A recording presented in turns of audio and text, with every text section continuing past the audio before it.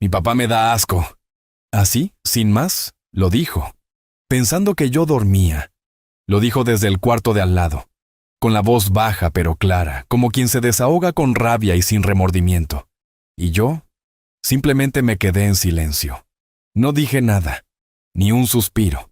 Solo apreté los ojos.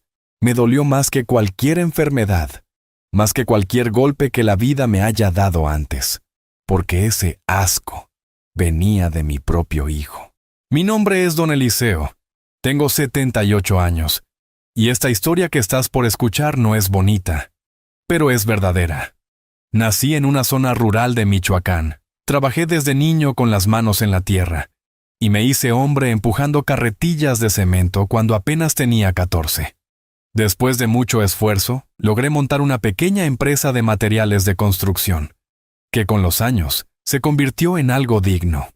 Nada lujoso, pero me permitió criar a mis 2 hijos, pagarles escuela particular, darles casa, comida, e inclusive los llevé de vacaciones a lugares que yo jamás soñé visitar cuando era niño.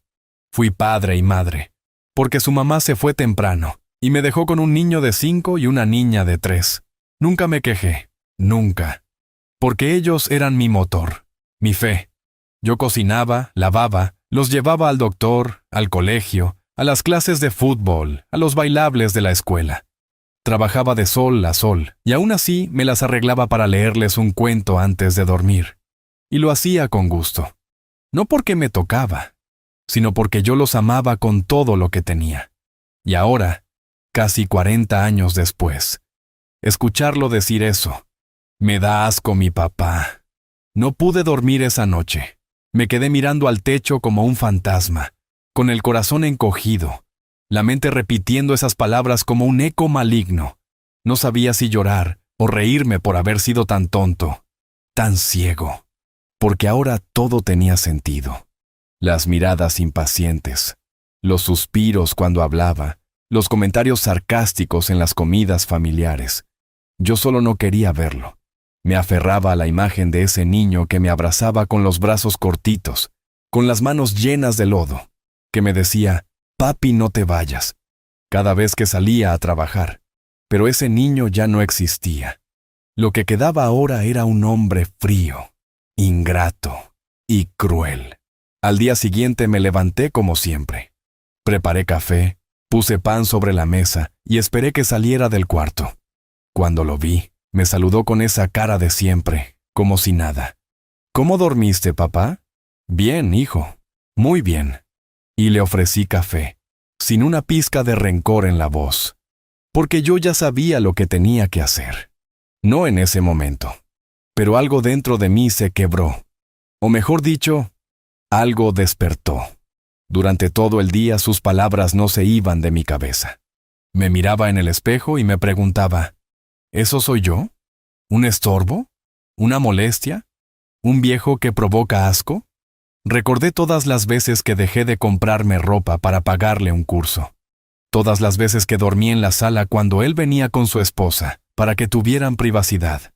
Recordé el día que firmé el traspaso de un coche a su nombre, sin pedirle nada a cambio. Y la vez que lo saqué de una deuda con el SAT vendiendo parte de mis terrenos. Todo eso estaba en mi corazón como huellas profundas. Y aún así, ahora le doy asco. No dije nada, ni esa tarde, ni esa noche. Fui a dormir otra vez en silencio, pero esta vez no me sentía derrotado. Me sentía en calma, como quien finalmente acepta una verdad. Y cuando uno acepta, uno actúa, pero sin escándalo, sin gritos, sin portazos. Porque cuando un padre se da cuenta de que su hijo ya no lo quiere, no se ruega amor, se recoge la dignidad, se baja la cabeza, se guarda el orgullo en el bolsillo y se va. Todavía no te voy a decir lo que hice, pero te aseguro una cosa, no me quedé ahí, no me quedé esperando que él cambiara. No fui a buscar consuelo, no fui a pedir explicaciones, solo observé y anoté en el alma. Al tercer día, mientras él trabajaba desde el comedor con su laptop, yo pasaba cerca y escuchaba cómo hablaba por teléfono con alguien más. Mi papá está aquí todavía. Sí, el mismo de siempre. Viejo, lento. No sé, ya no quiero vivir con él. Es como tener un mueble viejo en la casa, pero que respira. Y soltó una risa baja, de burla. Me fui al jardín. Me senté solo. Miré la casa, esa casa grande, hermosa, que construí con tanto esfuerzo. Esa casa estaba en mi nombre, toda, avaliada en más de $1,500,000. Sí, toda mía. Y entonces me invadió un silencio profundo. No de tristeza, no, era un silencio de certeza. Como si una voz dentro de mí dijera, Eliseo, ya es hora. Essa noite, abri uma gaveta do armário, peguei uma caneta azul e um papel velho que estava dobrado ali fazia anos, e comecei a escrever algo que ele nunca esqueceria. Mas isso eu te conto depois. Comenta aí. Si tú hubieras escuchado eso de tu propio hijo, ¿qué habrías hecho tú? Y dime también, ¿desde qué rincón del mundo me estás escuchando? Porque esta historia recién está comenzando. No escribí una carta larga. No, ni siquiera usé palabras rebuscadas. Solo escribí lo necesario, unas líneas, claras, directas, como todo en mi vida. La dejé bien doblada, metida dentro de un sobre amarillo que tenía guardado hacía años, junto con otros papeles importantes. Lo apoyé sobre mi escritorio y seguí con el resto del plan, sin apuro, sin ansiedad, porque cuando uno ha sido humillado de esa manera, no hay urgencia, hay decisión. Antes de eso, pasé por cada rincón de la casa, no para llorar, no para recordar, sino para mirar con otros ojos, con los ojos de quien ya no pertenece. Caminé por el pasillo largo que construí con mis propias manos cuando todavía no había terminado de pagar el préstamo. Toqué la puerta del cuarto de mi hija, el que pinté de rosa cuando cumplió 15, y me detuve frente al portarretrato de mi difunta esposa, en el comedor. Le hablé en voz baja. Le dije, perdón por no haber visto antes quién se estaba convirtiendo nuestro hijo. Y después me fui al banco. Tenía cita con mi asesor financiero, un joven muy correcto, con quien ya había hablado otras veces. Él sabía que yo no tenía muchos gastos, que vivía de mi pensión y de algunas rentas, pero lo que nadie sabía era que yo tenía un fondo guardado, una cuenta en dólares que empecé a formar muchos años atrás, por si acaso, porque todo hombre precavido sabe que el por si acaso siempre llega. Ese día, retiré el monto que necesitaba para hacer lo que tenía que hacer, sin mover mucho, sin levantar sospechas. Por la tarde, fui a hablar con la misma inmobiliaria que me ayudó a comprar la casa hacía 30 años. Me atendió un señor mayor, que aún me recordaba. ¿Don Eliseo? Qué gusto verlo. ¿Qué lo trae por aquí? Quiero vender mi casa, lo antes posible. Él me miró con sorpresa. Me preguntó si estaba seguro. Le dije que sí, que quería discreción.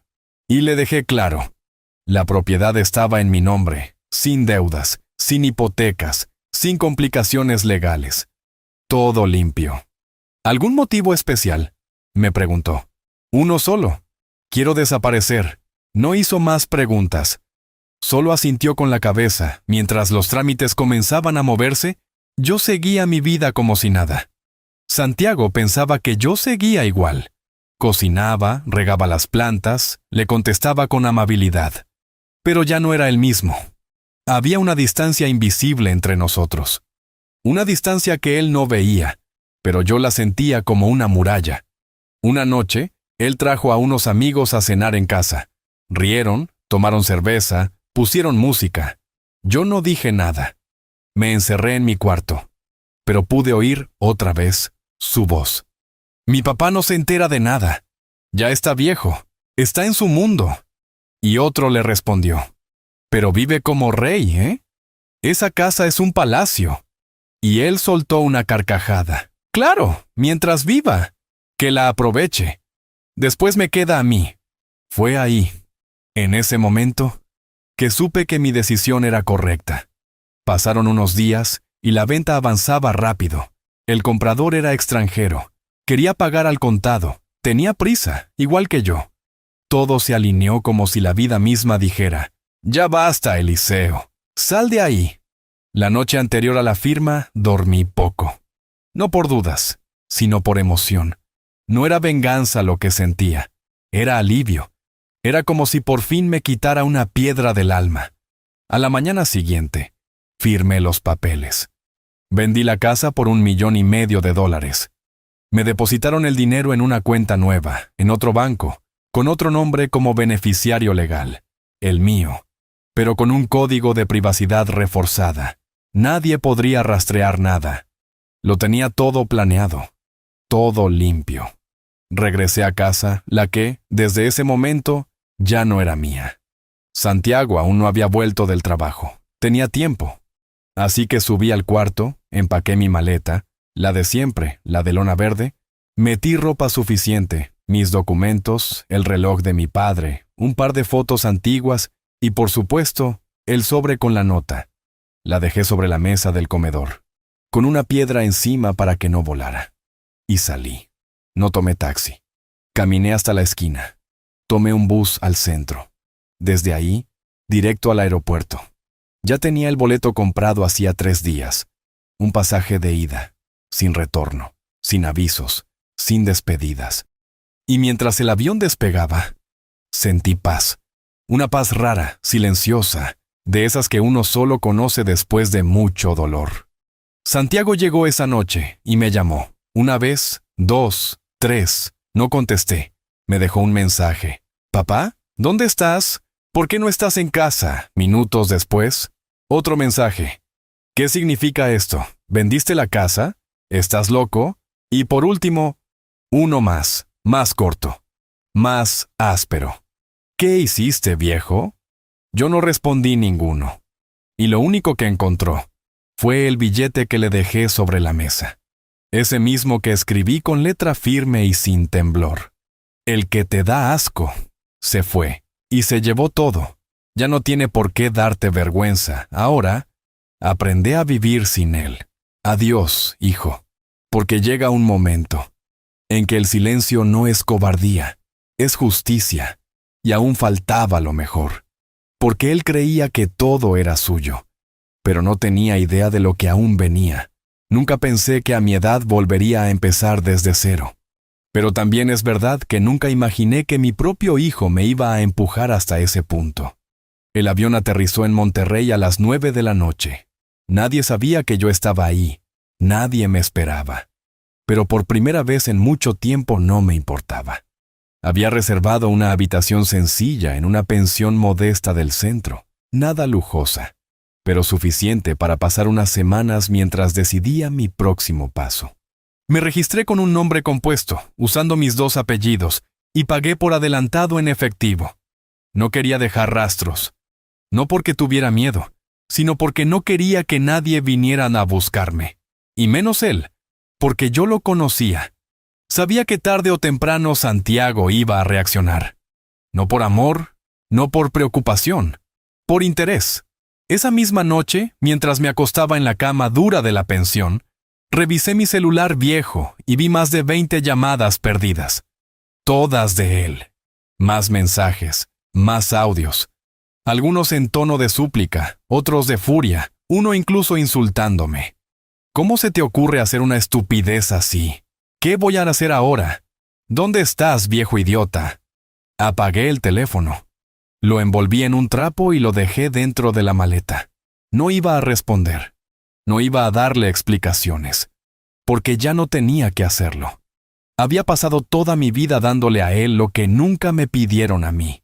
Mi padre fue estricto, duro, silencioso. Nunca me abrazó.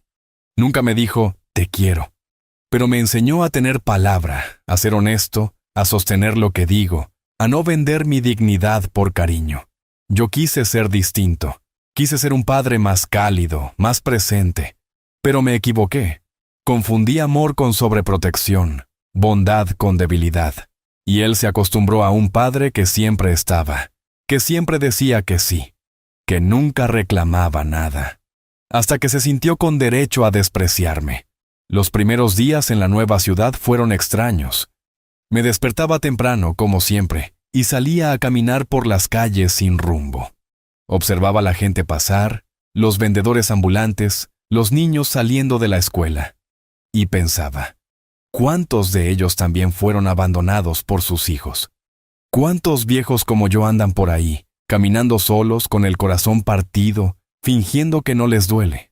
Compraba un café en un puestito de la esquina, me sentaba en la plaza y veía la vida continuar, como si nada hubiera pasado, como si mi historia no importara.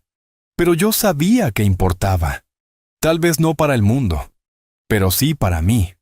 Una tarde me encontré con un hombre mayor, don Roque, que también vivía en la pensión.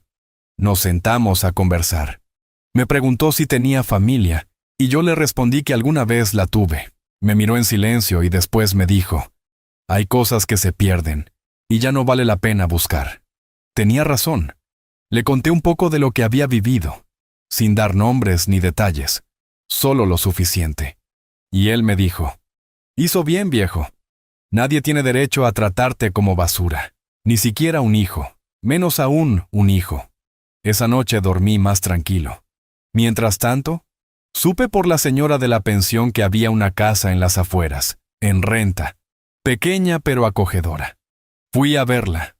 Estaba rodeada de árboles, con un jardincito al frente, y una hamaca vieja colgando entre dos pilares de madera. Me gustó. Me hizo acordar a los tiempos en que mis hijos eran niños, cuando colgaban hamacas entre los árboles del patio y jugaban a empujarse hasta casi tocar el cielo. Alquilé la casa por 6 meses, también pagados en efectivo. Compré muebles sencillos, un televisor, una estufa, un sillón cómodo y una mesa de madera clara, y me instalé. Así, en silencio, sin decirle a nadie, empecé de nuevo. A los 78 años. Pero claro, la historia no iba a terminar ahí. Un día, mientras caminaba por el mercado, mi antiguo celular, que había dejado guardado, empezó a sonar. Lo había encendido solo para hacer un trámite bancario. Y ahí estaba. El mensaje. Un correo, formal, escrito por un abogado. Mi hijo Santiago me estaba notificando de una intención de impugnación de venta, alegando que yo no estaba en pleno uso de mis facultades mentales al momento de vender la casa. Tuve que leerlo 3 veces para creerlo. Él quería alegar que yo estaba senil, que me estaba volviendo loco, que no sabía lo que hacía. No me enojé, no me desesperé, solo respiré hondo y sonreí, porque yo ya había previsto todo eso. Antes de la venta, había pedido a mi médico un certificado completo, firmado y sellado, donde constaba que yo gozaba de total lucidez, tanto física como mental. También había hecho una grabación en video con el notario explicando que la venta era voluntaria, consciente y sin ningún tipo de presión. Y por si fuera poco, había redactado un documento adicional dejando constancia de que lo hacía por decisión personal, por razones familiares íntimas que no deseaba compartir públicamente. Todo archivado, todo legalizado. Así que llamé al abogado del correo. Me presenté como don Eliseo y le dije con calma, dígale a Santiago que se olvide. No va a sacar un solo peso de esa casa. Y si sigue insistiendo, voy a presentar pruebas que lo van a dejar en ridículo delante del juez. No hubo respuesta por varios días, hasta que llegó un nuevo mensaje. Esta vez era un audio de Santiago. Su voz sonaba diferente, cansada, desesperada. Papá, yo no sabía que tú habías hecho todo eso.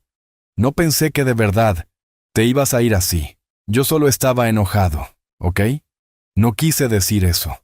Lo del asco fue una tontería. Perdón. Vuelve. Por favor, vuelve. No me dejes solo. No respondí. Apagué el celular, me serví un café. Salí al patio, me senté en la hamaca. Y por primera vez en muchos años, sentí que no me debía a nadie, porque no hay peor abandono que el que viene de un hijo que todavía vive bajo tu techo, y aún así te trata como si fueras invisible. Y yo ya no estaba dispuesto a vivir así. No más, nunca más. No tenía pensado seguir sabiendo de él. Después de todo, ¿qué más podía decirme? Ya lo había escuchado todo. Y lo que más duele, no es cuando te gritan con rabia, sino cuando te desprecian en voz baja, creyendo que no los escuchas. Lo del asco no era solo una palabra, era una condena.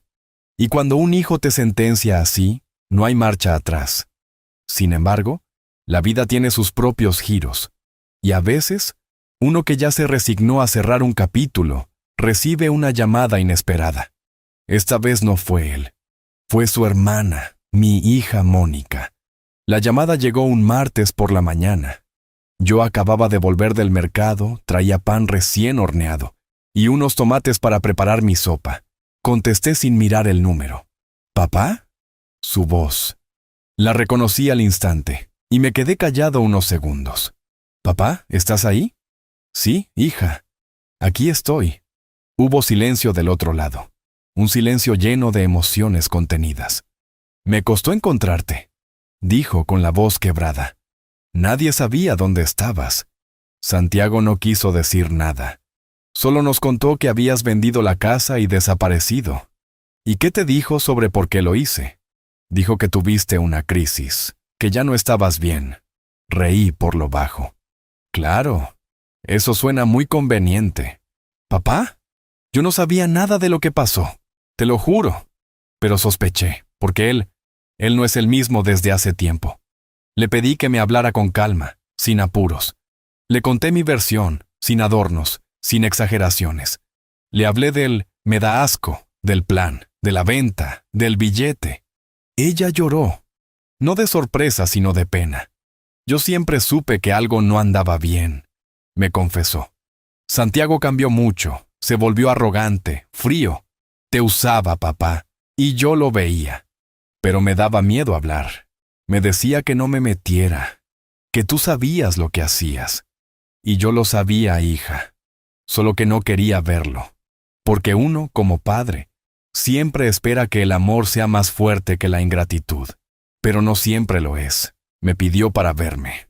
Dijo que necesitaba abrazarme, que tenía cosas que contarme, que su hijo, mi nieto, preguntaba por mí todo el tiempo. Dudé, porque aún tenía esa desconfianza clavada, ese temor de que todo fuera parte de un juego de Santiago. Pero algo en su voz me convenció. A Mónica yo siempre la sentí más sensible, más justa, y al fin y al cabo, no todos los hijos son iguales. Una semana después, ella llegó a mi nueva casa. La vi bajar del taxi con los ojos llenos de agua, cargando una bolsa con pan dulce y una caja con fotos viejas.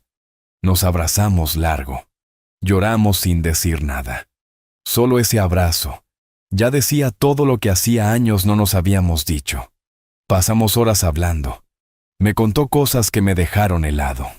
Que Santiago había intentado meterse a mi antigua casa después de la venta, que armó un escándalo con el nuevo dueño, que había ido a la familia a decir que yo lo había abandonado, que estaba enfermo, que incluso intentó mover contactos para declarar la venta inválida.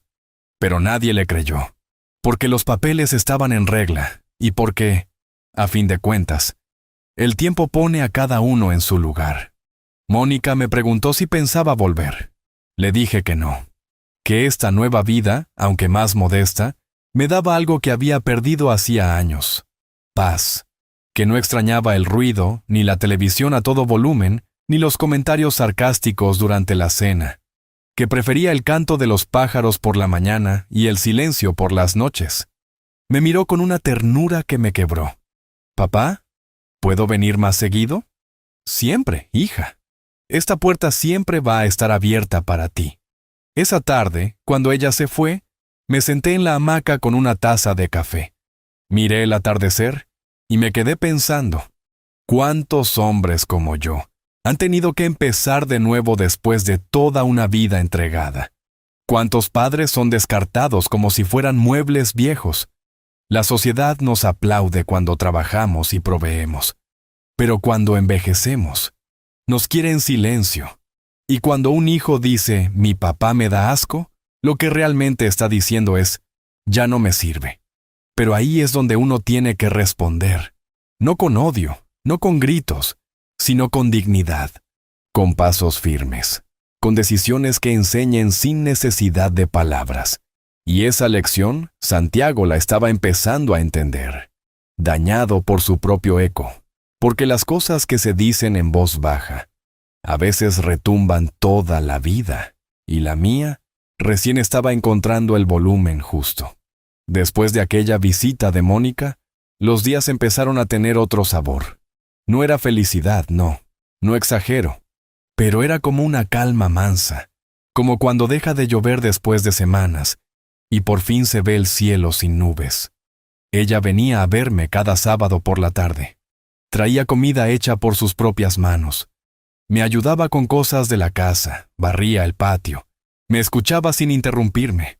Y lo más hermoso de todo, traía a mi nieto, Emiliano, un niño de apenas 8 años que, con una mirada, me devolvía algo que creía perdido: la ternura sincera. La primera vez que Emiliano vino, se me acercó tímido, con una pelota en la mano y me dijo: ¿Tú eres mi abuelito Eliseo? Yo tragué en seco. Sí, mijo, yo soy. ¿Y por qué no vivías con nosotros? Mamá decía que estabas de viaje. Lo miré con cuidado. Elegí las palabras. A veces los adultos también necesitan encontrar su lugar, hijo. ¿Este es tu lugar ahora? Creo que sí. ¿Te gusta? Él asintió y sin más me abrazó fuerte. Sin explicaciones, sin juicios. Ese abrazo fue la medicina que necesitaba mi alma. Con el pasar de las semanas mi vida fue tomando una rutina nueva. Los lunes limpiaba la casa, los martes iba al mercado, los miércoles caminaba por el parque con don Roque, los jueves escribía en una libreta donde empecé a dejar registradas mis memorias, los viernes cocinaba algo especial, y los sábados esperaba a Mónica y Emiliano con los brazos abiertos. Nunca los domingos, ella nunca podía. Decía que Santiago siempre reclamaba su presencia ese día. Irónico, ¿no? Ahora él exigía atenciones, después de haberme dado la espalda como si yo fuera un perro viejo. Pero no creas que él se quedó quieto. No, su ego no lo permitiría. Después de que la vía legal se cerró para él, porque no pudo impugnar la venta ni alegar incapacidad mía, gracias a los documentos que dejé firmados, buscó la forma de ensuciarme por otros medios. Llamó a familiares lejanos diciendo que yo lo había dejado en la calle, que me había vuelto loco, que necesitaba ayuda. Algunos me escribieron con tono preocupado, otros con juicio escondido en palabras dulces, pero no respondí a ninguno, porque a esa altura ya no debía explicaciones, ya no iba a mendigar comprensión. Un día llegó una carta, escrita a mano, sin remitente. La reconocí al instante. La letra de Santiago. Era breve, fría. Decía así: no sé qué ganaste con todo esto. Solo lograste separar a la familia. Me quitaste lo que era mío por derecho. Espero que estés satisfecho. Yo no te guardo rencor, pero el tiempo pondrá las cosas en su lugar. Adiós, papá. Leí la carta 3 veces, no por emoción, sino por incredulidad. En ningún lugar decía perdón. En ningún renglón había una pizca de autocrítica, ni una pregunta, ni una muestra de humildad. Nada. Solo orgullo herido y manipulación disfrazada de cortesía. Quemé la carta en el patio, sin rabia, solo por higiene emocional. Y justo ese día, mientras las cenizas volaban con el viento, me senté en la hamaca, con la libreta en las piernas, y escribí algo que jamás pensé que saldría de mi puño. A veces, para sanar, uno tiene que romper el espejo y dejar de buscar el reflejo que nunca existió. Yo no perdí a mi hijo. Perdí la ilusión de que era alguien que no fue. Esa frase se quedó conmigo. Fue como una clave para abrir muchas puertas internas. Y cada puerta que se abría, me liberaba de una culpa que yo mismo me había puesto al hombro. Porque sí, había días en que me preguntaba si fallé como padre, si fui muy blando, si debía haber puesto límites antes. Pero después me decía, no eres culpable de amar. No es tu culpa si quien recibió tu amor no supo qué hacer con él. Al mes siguiente, me invitaron a una pequeña reunión en el Centro Cultural del barrio. Don Roque me había anotado sin preguntarme. Era un encuentro de adultos mayores donde compartían experiencias de vida, jugaban ajedrez, contaban anécdotas. Al principio no quería ir, pero él insistió. Y fui. Me encontré con hombres y mujeres con historias que me dejaron sin palabras. Una señora que fue abandonada por sus 5 hijos. Un hombre que se enteró que lo habían declarado muerto para quedarse con su pensión. Una abuela que crió a sus nietos como hijos y luego fue echada por la nuera. Y sin embargo, ahí estaban, sonriendo, vivos, contando sus historias como quien riega una planta para que otros florezcan. Me invitaron a hablar y hablé, con voz clara, con el pecho firme. Yo vendí mi casa y desaparecí, porque escuché a mi hijo decir que le doy asco. Y no me fui por orgullo, me fui por respeto a mí mismo, porque entendí que si no me defendía, nadie lo haría, y que el amor de un padre no debe ser usado como excusa para el abuso de un hijo. Hubo silencio, luego aplausos, y una señora me abrazó al salir, con lágrimas en los ojos. Gracias, don Eliseo. Usted dijo lo que muchos sentimos y no nos animamos a decir. Esa noche volví caminando a casa, con el corazón liviano, mirando el cielo estrellado como si fuera la primera vez, porque entendí algo fundamental. Mi historia no era única, y aunque eso dolía, también me hacía sentir menos solo. No era un caso aislado, era parte de una generación que dio todo, y que en muchos casos fue olvidada. Pero también era parte de una nueva ola, una ola de dignidad tardía, de justicia silenciosa, de padres y madres que dijeron basta. Al llegar, encontré una nota de Mónica bajo la puerta. Decía que Emiliano había dibujado algo para mí. Era una hoja con crayones. Él y yo, sentados en una hamaca tomando café. Abajo, escrito con letra de niño, decía: mi abuelito ya no está triste. Y era cierto. Tal vez todavía tenía heridas, pero tristeza, ya no. Porque por fin había vuelto a ser dueño de mi propia vida, y no pensaba soltarla nunca más. Yo nunca fui hombre de lujos. Nunca necesité tener el coche más nuevo ni los zapatos más caros. Mi mayor riqueza siempre estuvo en ver a mis hijos crecer con dignidad, con comida caliente en la mesa y un techo que no goteaba. Me bastaba eso. Pero cuando uno llega a cierta edad, se da cuenta de que hay cosas que no se compran ni con todo el dinero del mundo. El respeto, la gratitud, la mirada sincera de un hijo y el silencio tranquilo de una noche sin culpa. Esa paz, yo la había encontrado por fin en esa casita sencilla en Monterrey, rodeado de gente que no me juzgaba, que no me debía nada y por lo tanto, tampoco me usaba. Mónica venía cada vez más seguido, y Emiliano ya conocía mi rutina. Sabía que los martes cocinaba sopa de fideos, que los jueves limpiaba el patio, y que los sábados le tenía guardadas unas galletas de limón que le encantaban. Nos reíamos mucho, jugábamos cartas. Me contaba de la escuela, de sus amiguitos, de cómo le decían el nieto del sabio cuando hablaba de mí. Y eso me llenaba de orgullo, porque aunque Santiago me había dado la espalda, Emiliano me devolvía la fe. Un viernes por la tarde, Mónica llegó más seria que de costumbre. Se sentó en la cocina mientras yo preparaba café y bajó la voz. «Papá, necesito contarte algo, pero no quiero que te enojes. Dime, hija. Santiago está mal. Muy mal». Me quedé quieto, con la cuchara en la mano. «¿En qué sentido?» «Lo echaron del trabajo. Parece que tenía problemas con varios compañeros. Y hubo una auditoría donde encontraron movimientos extraños. Él lo niega todo. Pero las cosas no pintan bien. Está desesperado». No dije nada. Me limité a servirle el café y sentarme frente a ella. «¿Y tú qué piensas que yo debo hacer?» «Nada, papá. Solo quería que lo supieras.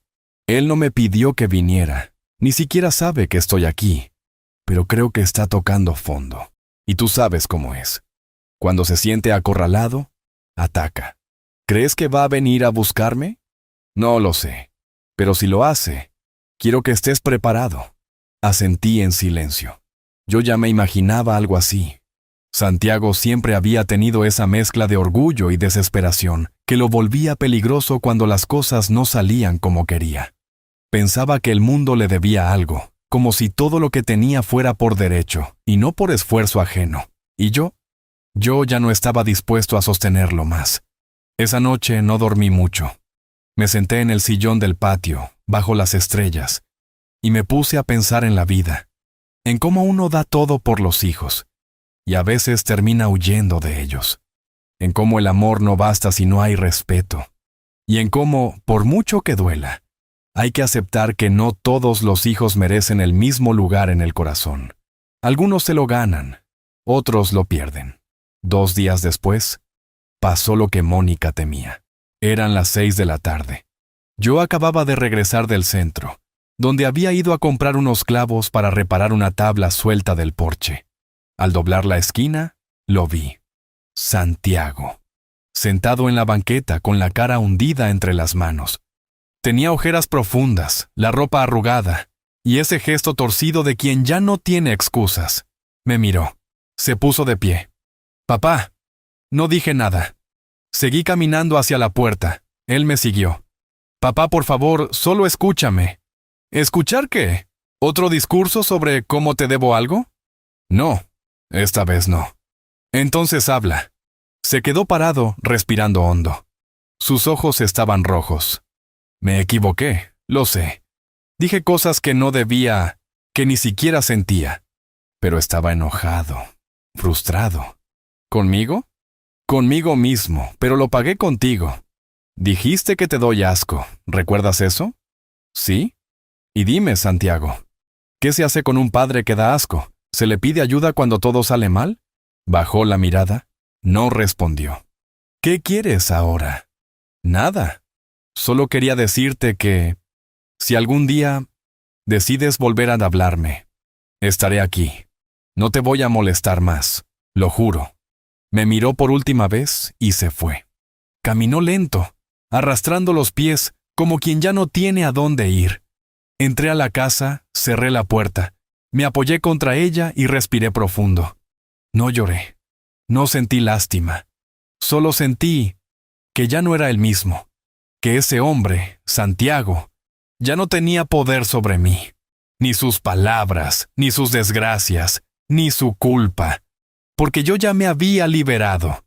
Y cuando uno se libera, no hay nada ni nadie que te vuelva a encadenar. Esa noche escribí otra frase en mi libreta, una que quiero que algún día Emiliano lea. El perdón no siempre es volver. A veces, perdonar es seguir caminando, pero por otro camino, lejos de quien te hizo daño. Y con eso, dormí tranquilo. Porque a veces, la justicia no es castigo. Es simplemente distancia, y yo por fin estaba lejos de todo lo que me hizo mal. Nunca imaginé que la distancia más grande no fuera la de kilómetros, sino la que se mide en respeto. Porque ahora que lo pienso, Santiago y yo podíamos haber estado en la misma casa, bajo el mismo techo, comiendo en la misma mesa, pero vivíamos mundos distintos. Él, cada vez más lleno de rabia, de desprecio, de una superioridad que no sé de dónde sacó. Y yo, cada vez más en silencio, tragando el dolor para no romper lo poco que quedaba entre nosotros. Pero ese silencio se terminó. No cuando me gritó, no cuando me ignoró, sino aquella noche, cuando pronunció esa palabra. Asco. Esa fue la chispa. Lo que vino después fue el fuego que arrasó con todo. Después de aquella visita fugaz donde Santiago apareció frente a mi casa, derrotado, con los ojos hinchados y sin fuerza para inventar una mentira más, supe que él había perdido algo mucho más importante que una casa. Había perdido a su padre, no físicamente, pero emocionalmente, y eso no se recupera con llanto ni con promesas. Esa noche dormí profundamente, tal vez por primera vez desde que todo comenzó. No soñé con él, no pensé en lo que podría haber dicho. Solo sentí paz, paz de haber dicho basta. Pasaron semanas. Mónica venía más seguido. Emiliano ya corría por el jardín como si fuera suyo, y yo hasta colgué una hamaca nueva solo para él. Los vecinos me saludaban por mi nombre, me invitaron a dar unas charlas en el Centro Cultural para Adultos Mayores, y aunque al principio me resistí, terminé yendo. Conté parte de mi historia sin dar nombres, Muchos hombres me abrazaron después. Uno, con lágrimas en los ojos, me dijo: «Gracias por decir lo que yo no me atrevo a decir». Y entendí que el silencio de los viejos a veces es más grito que resignación. Pero cuando uno decide hablar, otros se levantan con uno. Una tarde de viernes, ya con la brisa fresca bajando del cerro, Mónica me contó que Santiago había ido a su casa, que estaba peor, sin empleo, con deudas, y que hasta había intentado vender cosas de su departamento sin el consentimiento del casero.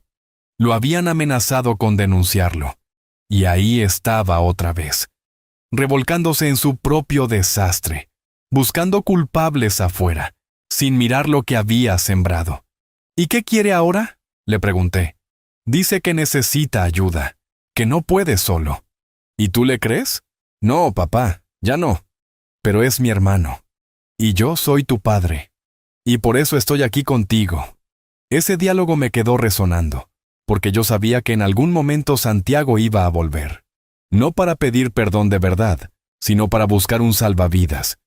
Y yo tenía muy claro que no sería yo quien se lo diera, porque hay algo más valioso que tender la mano: saber cuándo no hacerlo. 3 días después, sucedió lo inevitable. Llamaron a la puerta justo cuando yo terminaba de almorzar. Me acerqué con cuidado. No esperaba visita. Abrí y ahí estaba, Santiago. No traía maleta, no traía flores, solo su cara larga y la voz rota. «Papá, no tengo dónde dormir esta noche». Me quedé mirándolo. Me apoyé en el marco de la puerta y no dije nada. Lo perdí todo. Todo. ¿No? Lo que perdiste no fue todo, Santiago. Fue a mí. Y eso, lo perdiste mucho antes. ¿Tan duro vas a ser? ¿Después de todo lo que hiciste por mí? ¿Ahora me dejas así? Me dolió. No por sus palabras, sino por su manipulación. Aún en ese estado, no entendía, no asumía. ¿Sabes por qué no puedo dejarte entrar, Santiago?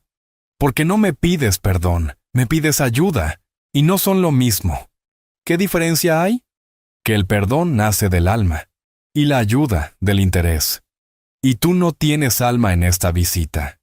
Cerré la puerta, lento, sin violencia. Me temblaban las manos, no de miedo, sino de certeza, porque esa fue la última vez que lo vi. Después de eso, no supe más de él. Mónica me dijo que se había ido de la ciudad, que intentó conseguir trabajo en otro estado, que andaba diciendo por ahí que yo era un viejo rencoroso. Me dio igual. No quise saber más. Me centré en mí, en Emiliano, en los sábados de sol, en los desayunos con pan de elote, en los libros que había dejado sin leer durante años. Empecé a escribir mis memorias, no con la idea de publicarlas, sino para dejarlas a mi nieto, para que un día, cuando él sea grande, sepa quién fue su abuelo. ¿Qué hizo? ¿Qué no permitió? ¿Qué defendió con dignidad? A veces, al caer la tarde, me siento en la hamaca con una taza de café. Escucho los pájaros, el viento, y pienso en la vida, en cómo todo se puede perder, menos la dignidad. Y eso, aunque muchos no lo entiendan, es lo único que nos hace verdaderamente libres. No sé qué será de Santiago. No deseo que le pase nada malo, pero tampoco lo espero, porque aprendí que no todos los vínculos pueden salvarse. Algunos deben soltarse para que uno no se hunda con ellos. Y yo, por fin, dejé de hundirme, porque elegí nadar hacia la orilla, solo, pero en paz. Hay un tipo de soledad que no duele, una soledad escogida, que no se impone desde el abandono, sino desde la dignidad. Esa fue la que yo elegí, no para castigar a nadie ni para hacerme la víctima, sino para respetarme, porque después de toda una vida dando, llega el día en que uno también se da algo a sí mismo. Silencio, paz, distancia. Y desde que tomé la decisión de alejarme, fue como si el mundo por fin bajara el volumen, como si el ruido que me perseguía, el desprecio, la humillación, la manipulación, se quedara del otro lado de una puerta que ya no pensaba volver a abrir. Mis días seguían sencillos.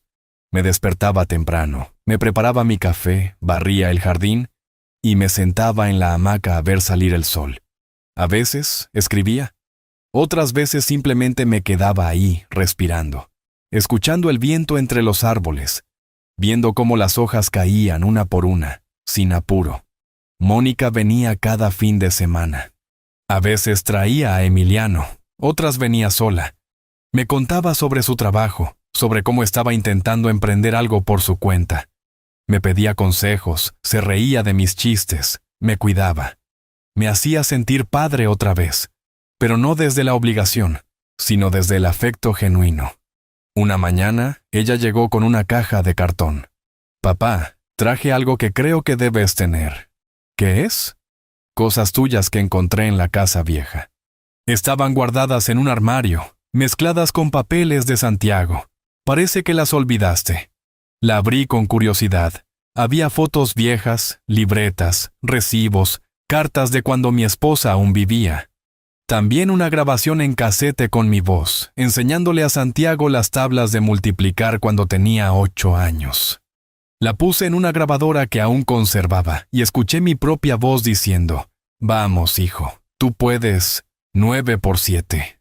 Y la vocecita de él, chiquita, contestando con duda. Me quebré. Lloré sin hacer ruido, solo con los ojos, dejando que esa memoria me atravesara. Porque ese niño, ese sí me amó. Ese niño que repetía «Gracias, papi», después de cada respuesta correcta. Ese sí me abrazaba fuerte sin vergüenza, pero ese niño se perdió en algún punto del camino, y yo no supe cuándo fue. Mónica me miraba en silencio, y cuando terminó la grabación, se acercó despacio. «¿Te arrepientes de algo, papá?» «Sí, de no haber dicho basta antes, de haber aguantado tanto por miedo a perder algo que, al final, ya no existía». Ella se quedó pensando. Luego me dijo algo que no voy a olvidar. «Yo siempre te admiré, papá, pero desde que hiciste lo que hiciste, desde que tuviste el valor de marcharte, te admiro más». Sus palabras me abrazaron por dentro, porque entendí que no había fallado como padre, que había fallado tal vez como hombre silencioso, que había permitido más de lo debido por amor, sí, pero también por costumbre, por esa idea de que los padres deben soportar todo. Y no deben.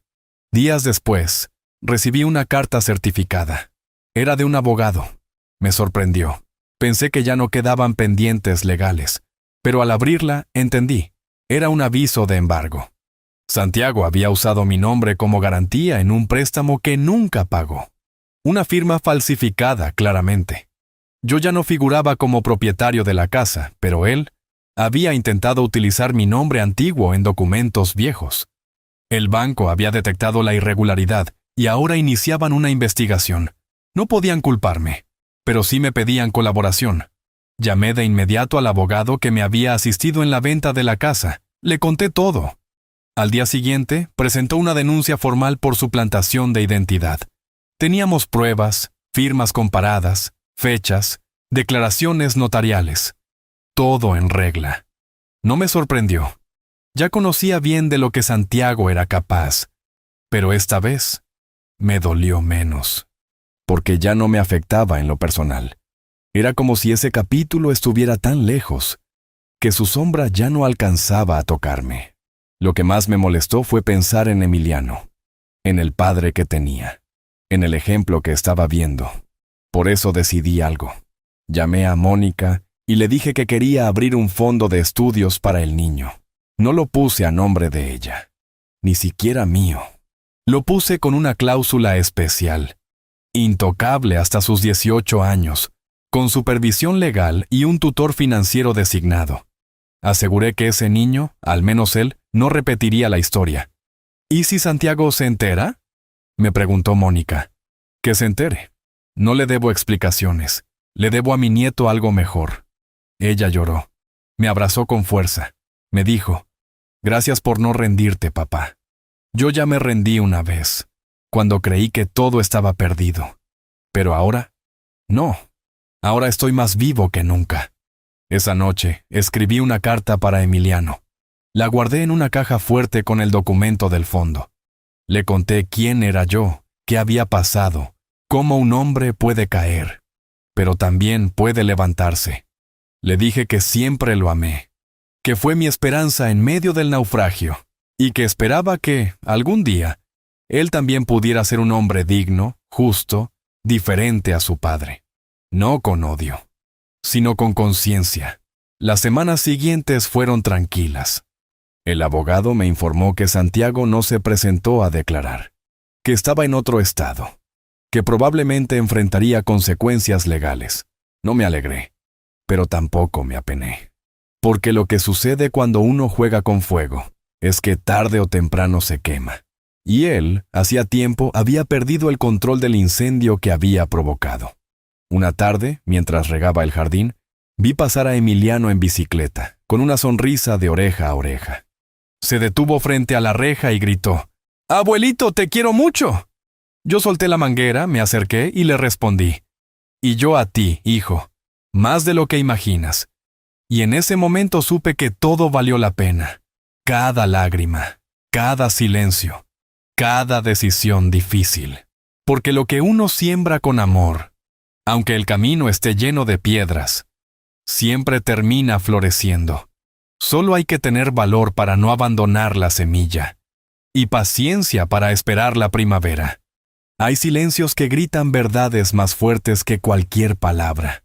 Y en ese punto de mi vida, ya no necesitaba explicaciones ni disculpas. Porque cuando uno ha sido herido de verdad, lo que más desea no es que el otro sufra, sino que uno mismo deje de sufrir. Y eso, por fin, estaba ocurriendo. Yo me había curado. No con medicinas, no con terapia. Me curé con distancia, con dignidad, con la certeza de que lo que hice fue justo. Y sobre todo, con el amor sincero de quienes sí decidieron quedarse. Como mi hija, como mi nieto. Mi rutina se había vuelto sagrada. Amanecía temprano, leía un poco antes del desayuno, hacía caminatas lentas por el vecindario, saludaba a los vecinos, a veces ayudaba a cargar alguna bolsa, o simplemente me sentaba en la banca de la plaza a ver la vida pasar. Descubrí que uno puede empezar de nuevo incluso a los 80, si deja de esperar algo de los demás y empieza a escucharse a uno mismo. Pero un domingo, que Mónica no vino como de costumbre, sentí algo extraño, una inquietud en el pecho. No era angustia, era como si el aire se hubiera puesto espeso. Pensé que quizá estaba enferma. Al día siguiente me llamó. «Papá, necesito que estés tranquilo con lo que te voy a decir». «¿Pasó algo?» «Santiago. Está detenido». No dije nada. «¿Por qué?» Intentó falsificar una firma de un documento de propiedad que ya no existía. El nuevo dueño de tu antigua casa lo denunció. Lo detuvieron saliendo de una notaría. ¿Está en la cárcel?» «Sí». «¿Y tú fuiste a verlo?» «Fui, pero no me dejaron pasar. Él solo pidió que te avisara». Me quedé en silencio, sentado frente a la ventana, viendo pasar una pareja de ancianos tomados de la mano. Pensé, ¿en qué momento se rompió todo? ¿Cuándo fue que mi hijo se convirtió en un extraño? ¿Dónde quedó ese niño que me abrazaba cuando se caía de la bicicleta? ¿Qué quieres que haga, Mónica? Nada, papá. Solo quería que lo supieras. No para que lo salves, sino para que estés en paz con tu decisión. Ya estoy en paz, hija, hace tiempo. Lo que pase con Santiago ahora es consecuencia de sus propios actos. Lo sé. Gracias por avisarme. Colgué el teléfono. No sentí alegría, tampoco tristeza, solo una resignación tranquila, como quien ve una tormenta a lo lejos, pero ya construyó un techo firme. Esa noche, no pude dormir del todo. Me levanté, fui al escritorio y abrí la libreta donde había estado escribiendo mis memorias. La última hoja estaba en blanco. Me senté y escribí. A veces, el hijo que criaste con más cuidado es el que más te olvida. Pero el amor verdadero no está en los que te exigen, sino en los que te cuidan sin pedir nada a cambio. Y esa es la gran lección que me deja esta vida. Al día siguiente, fui al mercado como siempre. Compré pan, tomates, café. Saludé al señor del puesto de verduras, charlé con la señora de las flores. Volví caminando lento, disfrutando del sol. La vida, a pesar de todo, seguía siendo buena conmigo. Tal vez porque dejé de forzar lo que no era para mí. Tal vez porque, por fin, aprendí a elegirme a mí mismo. Mónica me visitó al día siguiente. Traía galletas de canela y un sobre. ¿Papá? Él escribió esto. No sé si quieras leerlo. Lo dejé sobre la mesa, sin abrirlo. No tengo apuro. Tómate tu tiempo. ¿Tú lo leíste? No, es para ti. Pasamos la tarde juntos. Emiliano estaba en casa de unos amigos, así que hablamos sin interrupciones. Me contó que estaba pensando en mudarse a una casa más cerca de la mía, que su trabajo le permitía hacerlo. Le dije que no lo hiciera por mí. No es por ti, papá. Es por mí. Quiero que Emiliano te tenga cerca, que crezca aprendiendo de ti. Me emocioné, porque entendí que, a pesar de todo lo que se perdió con uno, con la otra lo había ganado todo. Cuando se fueron, me quedé solo. El sobre seguía ahí, intacto. Lo tomé. Dudé, pero lo abrí. Papá, sé que tal vez no leas esto, y si lo haces, tal vez no creas nada de lo que diga. Y estarías en tu derecho. No tengo cómo justificar lo que hice, lo que dije, lo que fui. Te fallé. Te humillé. Te convertí en un blanco de mi rabia. Y lo peor, ni siquiera me detuve a preguntarte si estabas bien. No sé en qué momento me volví ese hombre. No sé cuándo me alejé tanto de ti. Hoy, desde esta celda fría, lo único que puedo hacer es mirar hacia atrás y entender que fuiste demasiado bueno conmigo, que nunca merecí tanto, y que el asco del que hablé no era por ti, era por mí. No espero que me perdones. Solo quería decirlo. Santiago. Doblé la carta. La guardé en un cajón. No lloré. No me rompí. Porque ya no necesitaba ese perdón para estar en paz. El mío ya lo había hecho. No con él, sino conmigo. Porque entendí que perdonar no siempre es reconciliarse. A veces es soltar. Pasaron semanas. Mónica me avisó que Santiago seguiría detenido un tiempo, que tal vez enfrentaría un juicio, que ella no quería involucrarse más, y yo tampoco.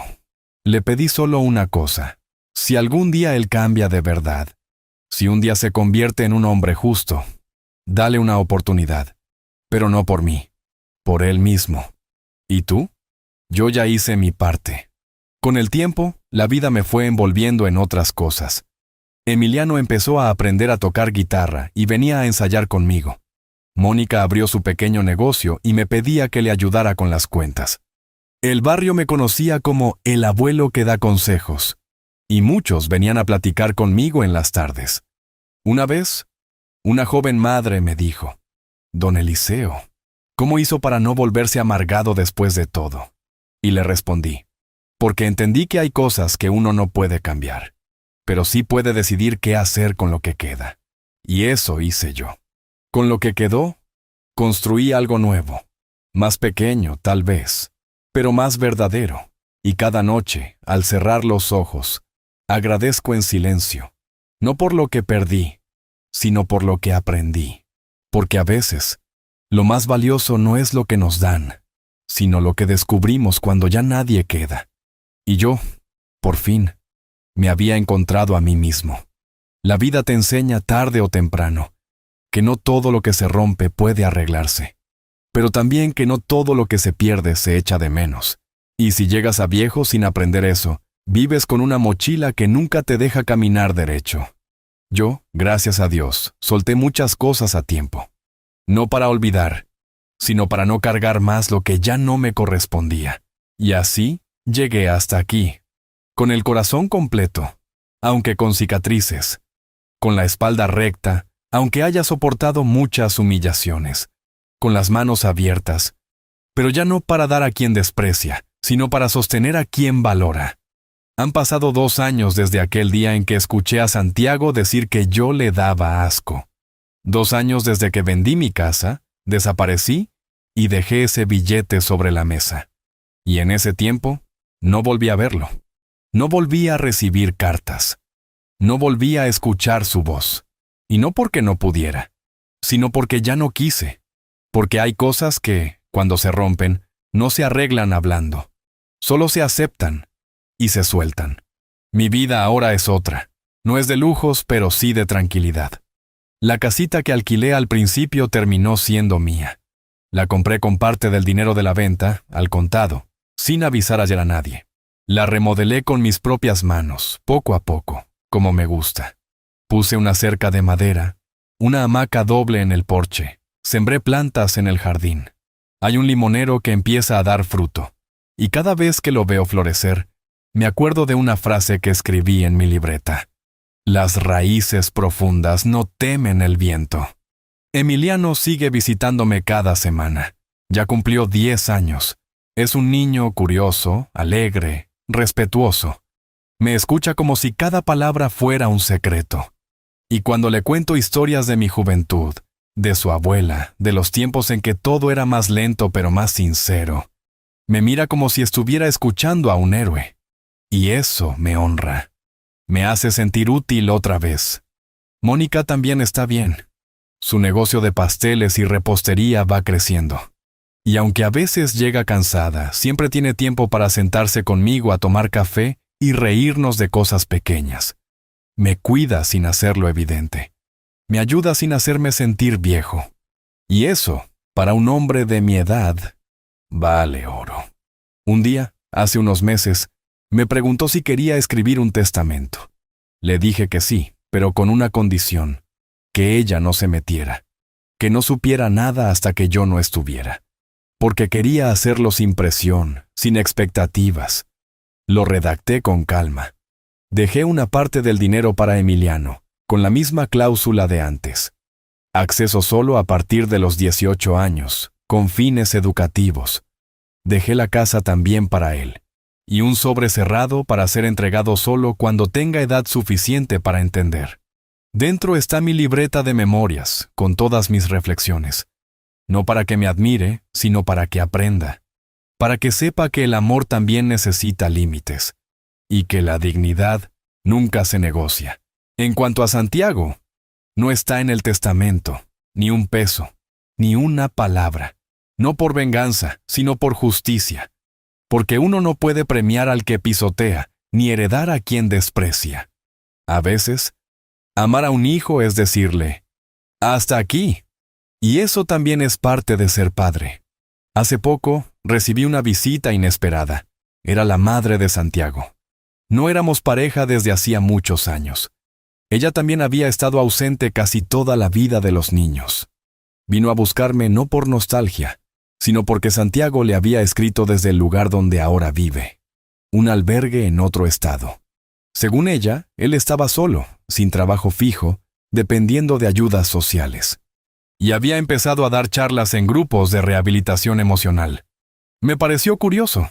No pregunté mucho, solo escuché.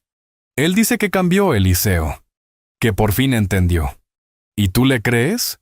No lo sé, pero me pidió que viniera a verte. ¿Y para qué? Para entregarte esto. Era un papel doblado, lo tomé. Pero no lo abrí en ese momento. La acompañé hasta la puerta. Me agradeció el tiempo, me abrazó sin que yo se lo pidiera. Y se fue. Esperé hasta la noche. Me senté en la hamaca, con el viento tibio en la cara, y abrí el papel. Era breve, muy diferente a las cartas anteriores. Papá, esta vez no escribo para pedir nada. Solo quería decirte que lo entendí. Tarde, pero lo entendí.